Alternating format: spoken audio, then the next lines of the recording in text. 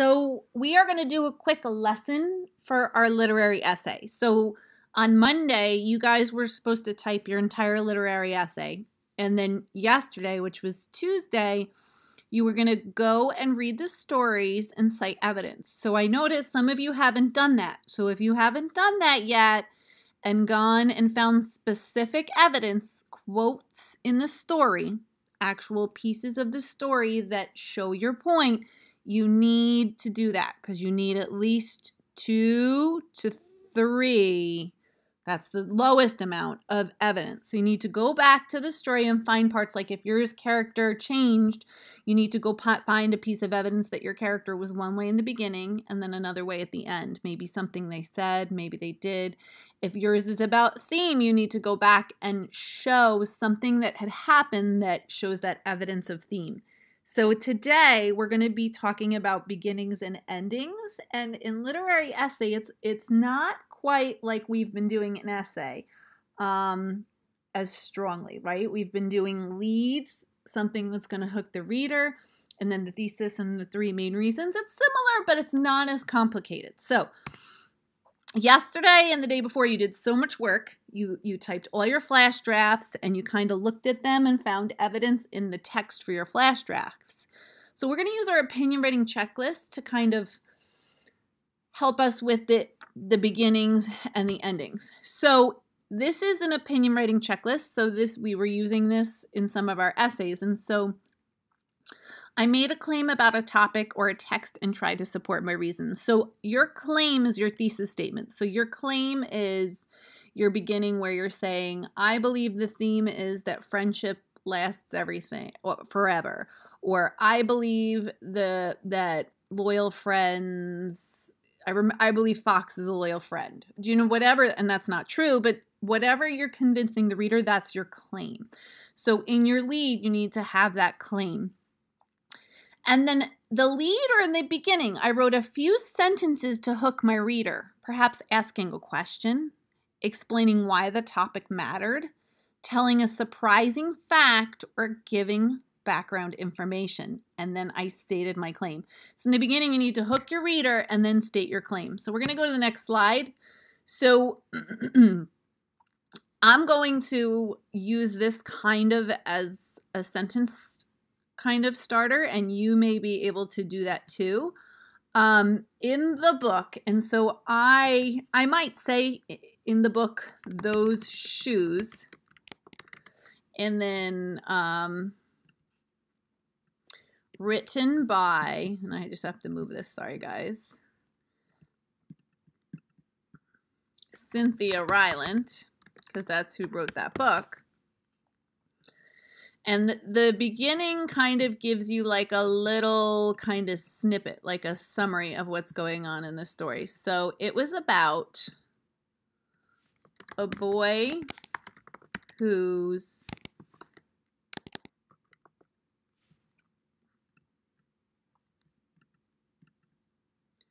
I'm just going to move this text box.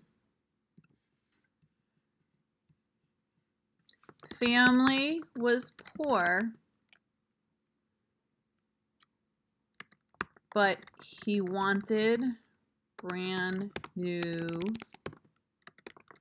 cool sneakers they couldn't afford.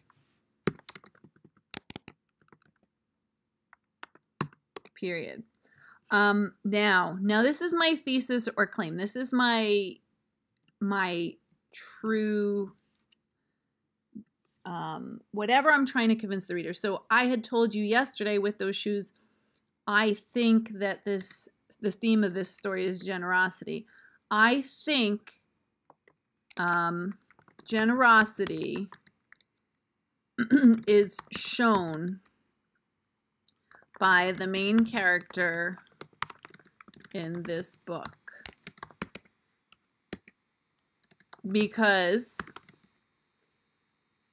he has nothing yet still gives to others, period.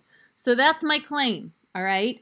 So right now, this is a good start, but one thing I need is I don't have a cool lead yet. So I need to think of like a question or a surprising fact or something. And then my introduction paragraph is going to be done. So I'm going to start it. Have you ever wanted something so badly but couldn't afford it? So this happens to a lot of us, right? Parents say, oh, we can't afford it. We can't buy it right now, whatever. So I think that this is a sentence that really kind of would ring through to most people. So now I have my lead or my question. You know, you could do an interesting fact. You could do a question, or you could just do something that will catch the reader's attention. So I'm going to use a question as that strategy. Have you ever wanted something so badly but couldn't afford it? I read the book Those Shoes written by Cynthia Ryland. It was about a boy whose family was poor, but he wanted brand new cool sneakers that I don't like they. I'm going to change this that his family, and it might not fit, his family could not afford, but you guys know how it should go. Unfortunately, I don't think I can make it smaller with the tools I'm using right now. I think generosity, right? Because I'm talking about the theme. I might even say, I think the theme or the lesson shown by the main character in this book is generosity, right? I think generosity is shown by the main character in this book because he has nothing, yet he still gives to others. This is it. This is my introduction. So you guys use this to do your introduction. Do a fun little question, something that's related to the book. Then do I read the book, or in the story. It doesn't have to say I read the book. In the story, shelves, by. In the passage, by.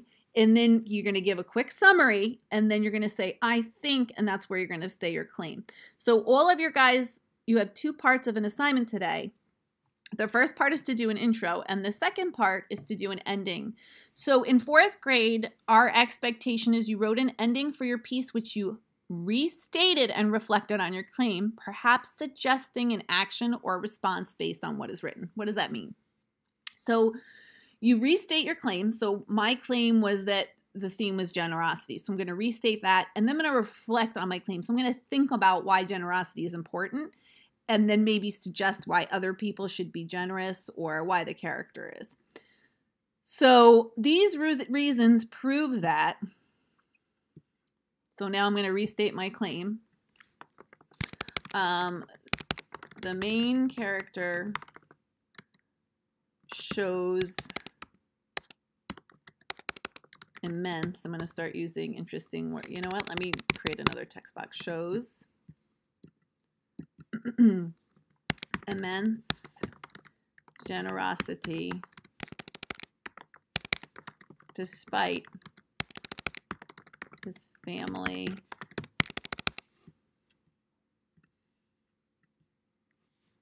not having much themselves. All right, so I'm restating my claim in another way, right?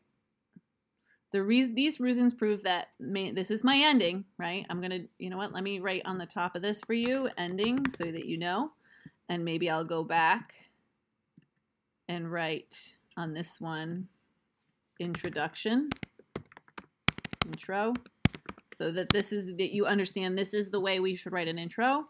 And so these reasons prove that the main character shows immense generosity despite his family not having much themselves. So this is restating my claim. Now I have to think of a reflection, all right? So I have to think about why generosity is important. So if it's character change, you might have to be reflecting on how the characters have changed, like maybe why they changed or why it's positive that they changed, how it solved a problem that they changed. If you're talking about character traits, you might just need to kind of talk about those character traits again and how it makes the character a strong character or it makes them a villain. But I'm going to say,